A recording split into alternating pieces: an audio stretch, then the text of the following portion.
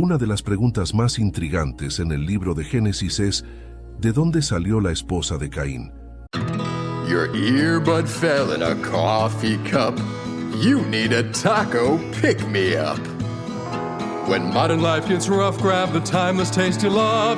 Paso the old El Paso.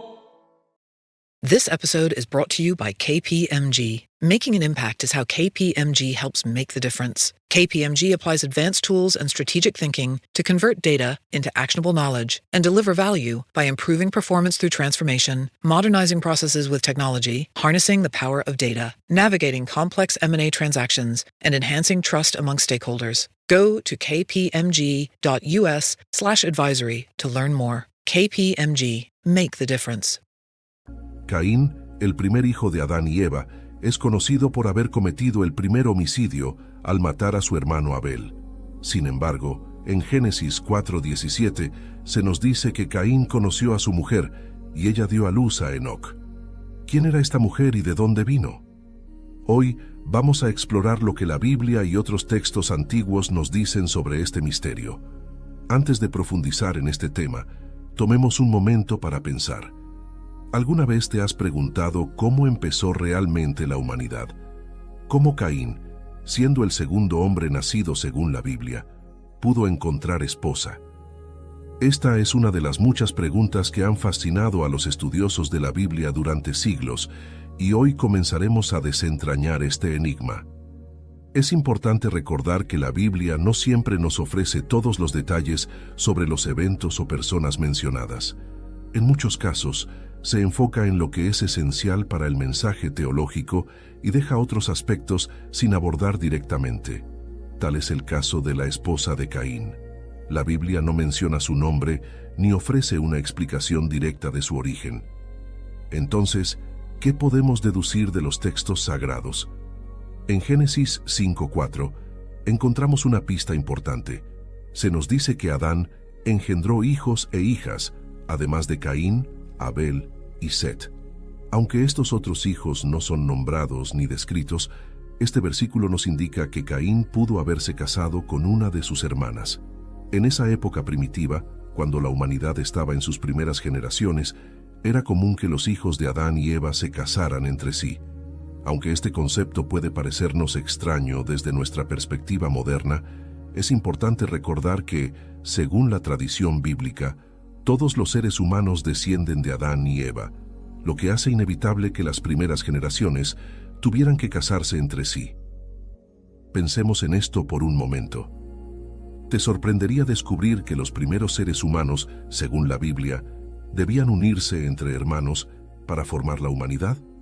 Puede sonar raro para nosotros, pero era una necesidad según la narrativa bíblica. Este punto nos lleva a reflexionar sobre cómo han cambiado nuestras percepciones y costumbres con el tiempo, pero también nos invita a explorar la profundidad de las Escrituras para encontrar sentido en su contexto original. Algunos estudiosos sugieren que este silencio sobre la identidad de la esposa de Caín es intencional, ya que el objetivo del relato no es centrarse en ella, sino en la narrativa más amplia de Caín y su linaje. Otros piensan que la ausencia de detalles sobre la esposa de Caín puede ser simplemente un reflejo de las costumbres literarias de la época, en las que a menudo no se incluían los nombres de las mujeres si no eran esenciales para la trama. Es interesante notar que, en algunos textos antiguos judíos y cristianos, se especula más sobre la identidad de la esposa de Caín, sugiriendo que su nombre podría haber sido Awan, una de las hijas de Adán y Eva, mencionada en escritos extrabíblicos. Sin embargo, esta información no proviene del canon bíblico oficial y es vista más como una interpretación tradicional que como un hecho documentado en las Escrituras. Lo que sí es cierto, desde una perspectiva bíblica, es que Caín no vivió en un vacío. La Biblia nos da indicios claros de que había otros seres humanos en la tierra, aunque no siempre se mencionen directamente en los primeros capítulos de Génesis. La humanidad, según la Biblia, creció y se multiplicó a partir de Adán y Eva, y la esposa de Caín formaba parte de esa primera generación de descendientes. Después de su trágico acto de asesinato, Caín es desterrado por Dios a la tierra de Nod, al este del Edén. Este lugar, mencionado en Génesis 4:16, se presenta como un territorio fuera de los límites conocidos de la primera familia humana. Aquí surge otra pregunta intrigante. ¿Qué era realmente la tierra de Nod? Algunos creen que era un lugar simbólico, representando el estado de separación de Caín respecto a Dios y al resto de la humanidad. Este exilio marca un momento clave en la vida de Caín, la pérdida de su conexión directa con Dios y su nuevo destino como vagabundo y fugitivo. Sin embargo, lo más sorprendente es que, a pesar de ser un exiliado, Caín fundó una ciudad y le dio el nombre de su hijo Enoc. Este acto parece casi contradictorio. ¿Cómo un fugitivo condenado a ser errante funda una ciudad? ¿Estaba Caín buscando redención, intentando construir un legado a pesar de su grave pecado? Aquí podemos ver un interesante contraste. Mientras Caín es condenado a vagar, decide dejar una huella permanente en la historia humana, lo cual nos lleva a reflexionar sobre cómo incluso aquellos que han caído en desgracia buscan dejar algo duradero. Es un tema profundo que nos invita a pensar en la naturaleza del pecado, el arrepentimiento y el legado. A través de su hijo Enoc, Caín da inicio a una descendencia que, según el relato bíblico, fue significativa. De hecho, Caín mismo fundó una ciudad y le dio a esta el nombre de su hijo, lo que sugiere un deseo de establecer raíces permanentes, a pesar de su condición de desterrado. Este contraste entre el exilio y la construcción de una ciudad nos muestra una faceta de Caín que busca estabilidad y legado, incluso después de su grave pecado. Lo que hemos explorado hasta ahora nos deja con más preguntas. ¿Qué significa realmente el exilio de Caín? ¿Cuál fue la marca que Dios le puso para evitar que lo mataran? ¿Quién o quiénes podrían haber sido responsables de la muerte de Caín? Pues bien, la tierra de Nod, mencionada brevemente en Génesis 4:16, es el lugar al que Caín se dirige después de ser desterrado por Dios. La Biblia nos dice muy poco acerca de este lugar y sus habitantes, lo que ha llevado a muchas especulaciones e interpretaciones a lo largo de los siglos. Sin embargo, lo que sí queda claro es que aunque Caín va hacia Nod, ya existían personas con las que podía interactuar, como lo demuestra el hecho de que allí encontró a su esposa. Tomemos un momento para pensar, ¿cómo es posible que Caín encontrara a alguien con quien casarse en Nod si, según la Biblia, él y sus hermanos eran los primeros seres humanos? Este tipo de preguntas ha desconcertado a muchos lectores a lo largo de los años, y hoy nos proponemos arrojar algo de luz sobre este enigma. Entonces, surge la pregunta: ¿quiénes eran los habitantes de Nod? Aunque la Biblia no menciona explícitamente a ninguna persona de este lugar aparte de Caín y su familia, podemos inferir que el relato bíblico no detalla exhaustivamente la totalidad de los descendientes de Adán y Eva en sus primeras generaciones. Esto nos lleva a un punto clave. En Génesis 5:4 se nos dice que Adán engendró hijos e hijas, lo que sugiere que había más personas en la tierra, aunque no se mencione a cada una de ellas en los primeros capítulos del Génesis. Es muy probable que la esposa de Caín fuera una de estas hijas o incluso una de sus sobrinas. En los primeros tiempos de la humanidad, los matrimonios entre hermanos y parientes cercanos habrían sido necesarios para poblar la tierra.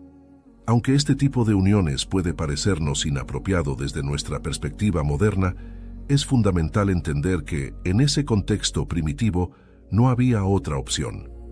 Toda la humanidad descendía de una sola pareja, Adán y Eva. Imagina esto: la humanidad recién comienza, y todo depende de una sola familia. En ese momento, la noción de uniones entre parientes cercanos no sería ni extraña ni inapropiada. Hoy, con nuestras leyes y costumbres, nos parecería algo impensable, pero en aquellos tiempos era parte del plan divino para poblar la tierra. La falta de detalles sobre los habitantes de Nod y la identidad exacta de la esposa de Caín puede ser un reflejo de cómo los relatos bíblicos se enfocan en los eventos más significativos desde un punto de vista teológico, sin necesariamente detenerse en cada aspecto de la narrativa histórica o genealógica. Aún así, podemos suponer que Nod al igual que otros lugares mencionados en los primeros capítulos de Génesis, estaba poblado por los descendientes de Adán y Eva, ya fuera que vivieran dispersos por la tierra o se concentraran en grupos familiares que crecieron rápidamente con el paso del tiempo. Además, debemos recordar que, según la Biblia, los primeros humanos vivían por períodos considerablemente más largos. Por ejemplo, Adán vivió hasta los 930 años, Génesis 5:5, y Matusalén, el hombre más longevo registrado, vivió hasta los 969 años, Génesis 5:27, lo que permitía que las familias crecieran y se multiplicaran a lo largo de generaciones. En este contexto, Caín no llega a una tierra vacía, sino que probablemente encuentra a otros descendientes de Adán con los que establece su nueva vida. Así, la tierra de Nod no es un lugar misterioso habitado por seres diferentes o extraños, sino parte de la expansión de la humanidad que comenzó con Adán y Eva y continuó con sus muchos hijos e hijas, quienes gradualmente llenaron la tierra, tal como Dios había ordenado en Génesis 1:28, donde dice: «Fructificad y multiplicaos, llenad la tierra y sojuzgadla». Dios permitió tales uniones porque eran esenciales para la expansión de la humanidad. Sin embargo, más adelante en la historia bíblica, cuando la población humana creció y se diversificó, estas uniones cercanas ya no fueron necesarias ni apropiadas. En la ley de Moisés, específicamente en Levítico 18, se establecen prohibiciones claras contra el matrimonio entre parientes cercanos, como hermanos, hermanas y otros familiares de sangre. Este cambio en las leyes no solo refleja la regulación de las relaciones humanas en una sociedad más grande y compleja, sino que también actúa como una protección genética y social. En los primeros tiempos de la creación, la humanidad aún no había sido afectada por la degradación genética que experimentamos hoy en día. Esto significa que los hijos de Adán y Eva habrían sido genéticamente más puros, por lo que los riesgos de los matrimonios entre parientes cercanos eran prácticamente inexistentes. Ah, Smart Water. Pure, crisp taste. That's really good water. It's the kind of water that says, I have my life together. I do feel more sophisticated. Smart Water. For those with a taste for taste. Grab yours today. It's back to school season and Clorox is donating 2 million disinfecting wipes to classrooms across America. Because back to school means things can get a little bit messy. Just ask kindergarten teacher Miss Gibson. Give me just one Clorox wipe and I'm ready for glitter glue, exploded lunchbox yogurt, peanut butter handprints, runny noses, picking noses, rubbing noses. Touching noses. Thank you, Edward. Ooh, nap mats and lockers and tissue boxes. And Clorox scissors. disinfecting wipes. Teacher's #1 wipe. Clean feels good. Based on unit sales data. Welcome to Only Murders in the Building, the official podcast. Join me, Michael Cyril Creighton, as we go behind the scenes with some of the amazing actors, writers, and crew from Season 5. The audience should never stop suspecting anything. How can you not be funny crawling around on a coffin? No, that's true. Catch Only Murders in the Building official podcast, now streaming wherever you get your podcasts. And watch Only Murders in the Building, streaming on Hulu and Hulu on Disney Plus for bundle subscribers. Terms apply. Con el paso del tiempo, la acumulación de mutaciones genéticas y otros factores hicieron que tales matrimonios pudieran causar problemas, lo que justificaba las prohibiciones establecidas en la ley mosaica. Vemos aquí un desarrollo progresivo en la forma en que Dios regula las relaciones humanas a medida que la humanidad avanza. Lo que fue permitido en los tiempos primitivos, por necesidad, fue regulado más adelante cuando la población humana se expandió, y la diversidad en la población lo permitió. Otro ejemplo notable de un matrimonio entre parientes cercanos en la Biblia es el caso de Abraham y Sara. En Génesis 20:12, Abraham revela que Sara era su media hermana, diciendo: «Y a la verdad también es mi hermana, hija de mi padre, mas no hija de mi madre, y la tomé por mujer». A pesar de este parentesco cercano, Dios no solo permitió su matrimonio, sino que también los bendijo abundantemente, lo que muestra cómo, en los tiempos iniciales, tales uniones no eran consideradas inapropiadas o incestuosas, ya que las opciones para formar matrimonios eran limitadas. Abraham y Sara Fueron seleccionados por Dios para ser los progenitores del pueblo elegido, y a pesar de su parentesco, recibieron promesas especiales de parte de Dios, incluyendo el pacto de que serían padres de una gran nación a través de su hijo Isaac. Este tipo de relación nos da una idea clara de que las normas morales y sociales evolucionaron con el tiempo, conforme las sociedades crecían y cambiaban. En los días de Abraham no existían aún las leyes que más tarde serían entregadas a través de Moisés. La moralidad sobre estas relaciones no era vista de la misma manera que lo sería más adelante, ya que las normas eran más flexibles en relación con las circunstancias de la época. Pensemos en esto. ¿Cómo habría sido vivir en tiempos de Abraham, cuando las leyes aún no estaban claras y las familias se veían obligadas a unirse entre parientes cercanos? Lo que hoy nos parece inapropiado, en aquel entonces era necesario y parte del plan de Dios. El caso de Abraham y Sara es único porque, aunque en nuestro tiempo sería considerado incestuoso, no generó consecuencias negativas visibles en su momento. Al contrario, su relación fue parte integral del cumplimiento del pacto de Dios para con su pueblo. A través de su hijo Isaac, se iniciaría una descendencia prometida, que sería el fundamento del pueblo de Israel. No obstante, las consecuencias de mantener relaciones incestuosas en generaciones posteriores, como la degeneración genética o el caos familiar, habrían llevado a Dios a establecer leyes más estrictas, como las mencionadas en Levítico 18. Estas leyes tenían el propósito de proteger a la humanidad y asegurar que las familias crecieran en un entorno saludable. De igual manera, el relato de Lot y sus hijas en Génesis 19:30 a 38 presenta una situación dramáticamente diferente a los matrimonios entre parientes cercanos que eran comunes en los primeros tiempos de la humanidad. Después de la destrucción de Sodoma y Gomorra, Lot y sus 2 hijas se refugian en una cueva, aislados del mundo que conocían. En su desesperación, las hijas de Lot temen que no haya hombres disponibles para continuar su linaje, por lo que toman la drástica decisión de embriagar a su padre y tener hijos con él, sin su conocimiento. Este acto revela un claro ejemplo de cómo el miedo y la desesperanza pueden llevar a decisiones extremas y moralmente cuestionables.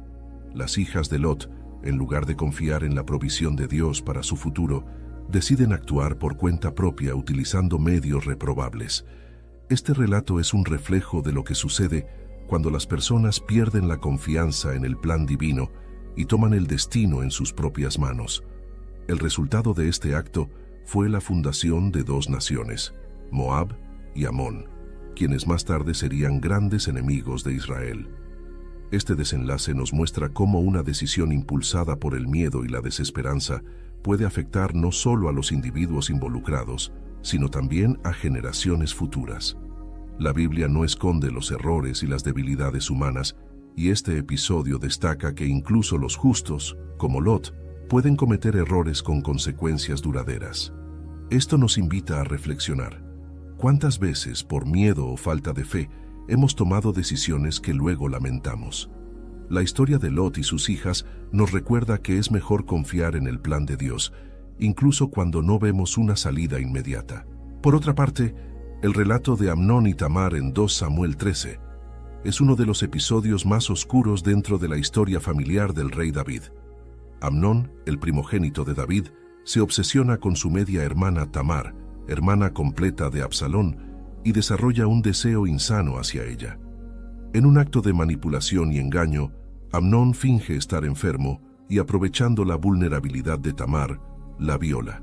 Este acto de incesto y violencia tiene consecuencias devastadoras tanto para la familia real como para el reino en general. A diferencia de algunos relatos tempranos en la Biblia, donde las relaciones entre parientes cercanos podían ser vistas dentro de un contexto cultural de necesidad, aquí el incesto toma una forma completamente diferente. Es un acto forzado y violento que va en contra de la ley de Dios y de la dignidad humana. Anyone can follow. It takes something special to be an original.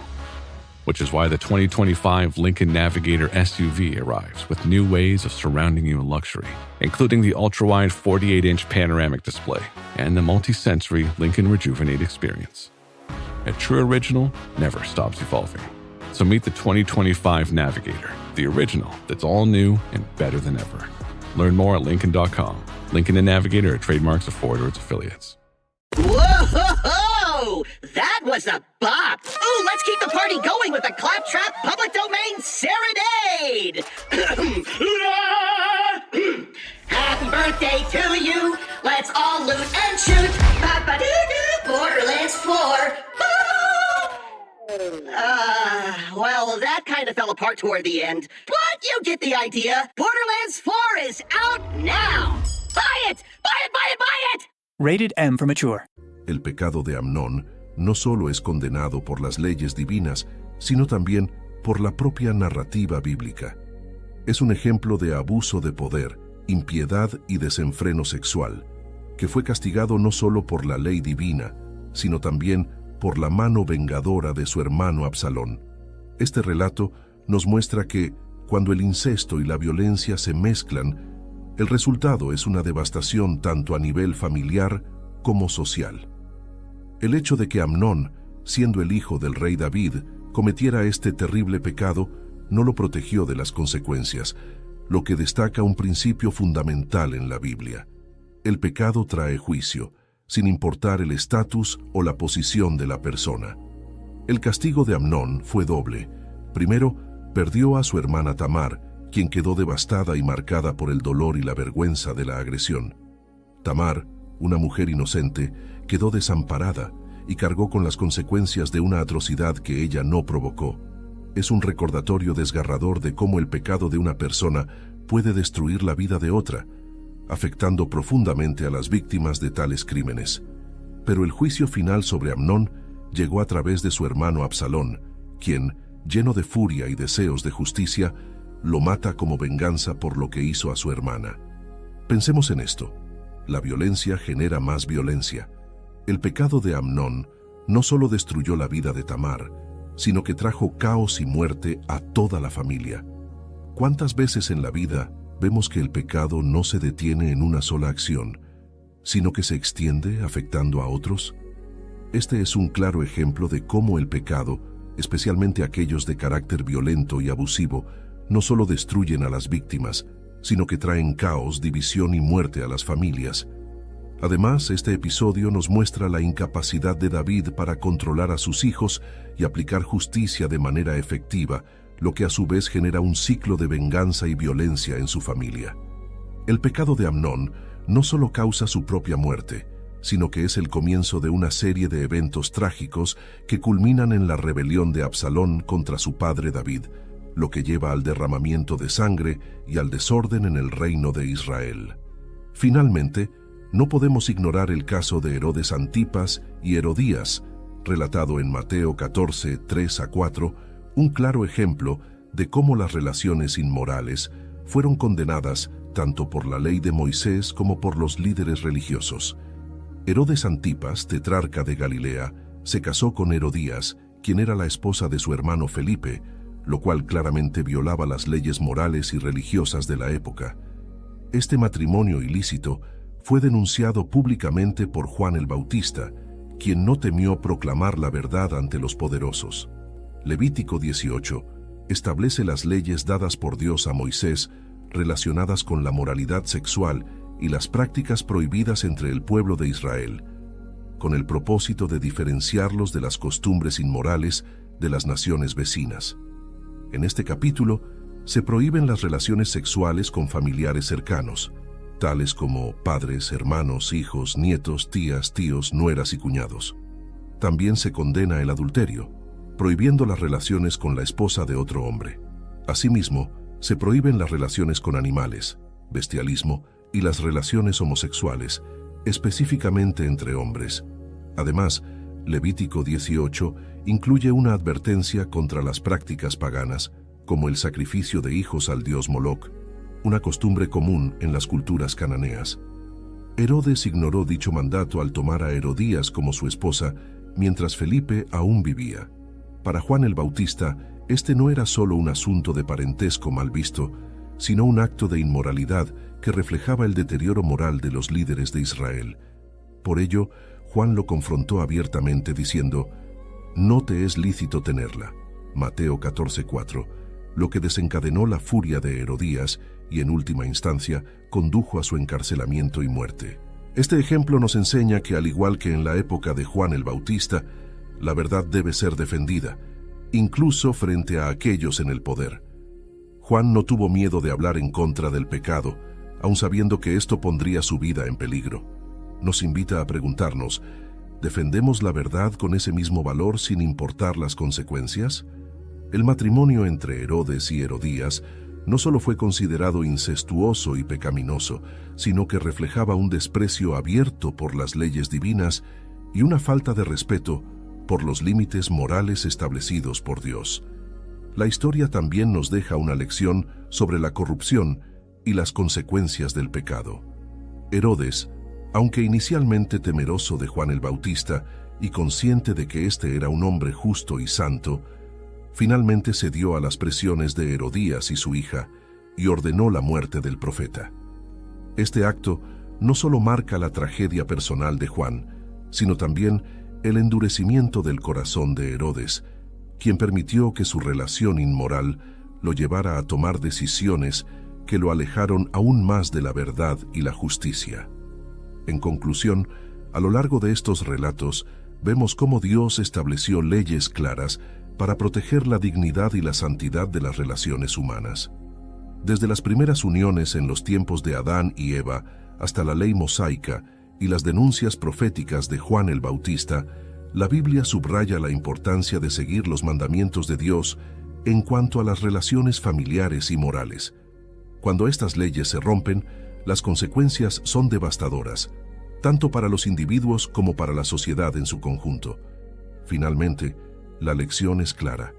El pecado, especialmente el que involucra el abuso y la inmoralidad, no solo trae consecuencias a quienes lo cometen, sino que destruye a quienes están a su alrededor.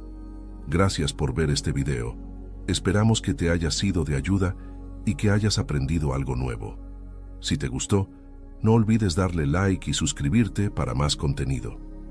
También te invitamos a que veas alguno de los otros 2 videos que aparecerán en pantalla, donde encontrarás más información interesante sobre temas bíblicos relacionados. Nos vemos en el próximo video. Que Dios te bendiga y te proteja siempre. Amén.